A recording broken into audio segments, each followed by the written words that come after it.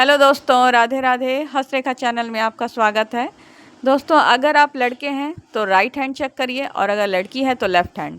आज हम जानेंगे हथेली में ए चिन्ह का रहस्य।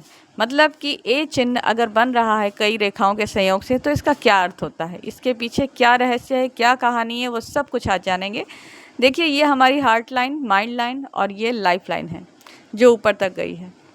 ये तीनों रेखाएं लगभग सभी के हाथों में होती हैं और अगर इसे बीच से कट कर दे तो आप ये मानिए कि लगभग 50 वर्ष की एज है ये, क्योंकि अगर ये पूरी लंबाई लिए होती है तो 100 वर्ष मानी जाती है और बीच से कट है तो ये लगभग 50 वर्ष की अवस्था होती है।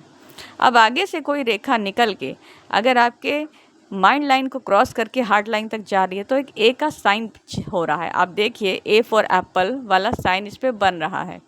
तो फिर इसका क्या अर्थ है दोस्तों? अगर ये रेखा आपकी यहाँ से आगे जाती है तो इसका सीधा सा अर्थ ये है कि आपको उस अवस्था में आप अपनी सुख सुविधाएं बना लेंगे।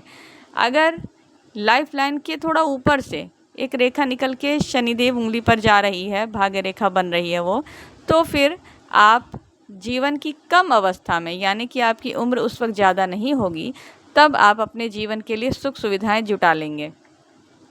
और ये रेखा जितनी नीचे से होती है उतना ही जीवन में थोड़ा देरी से काम होता है। जैसे कि आपको अभी एक रेखा दिखाई मैंने, लेकिन अब रेखा एक ये जा रही है, एक थोड़ा और उसके जीवन रेखा से कट के जा रही, फिर और नीचे से, तो उतना ही सुख सुविधाओं में देरी होती है। देरी का मतलब कि कई लोगों को 50 वर्ष के आसपास वो जीवन की सुख सुविधाएं मिलती हैं और जब ये रेखा ऊपर से निकलती है तो उन ऐसे लोगों को लगभग 23-24 साल की उम्र में नौकरी मिलती है। तो जहाँ धन है वहाँ सारे सुख हैं, तो इसका यही अर्थ है।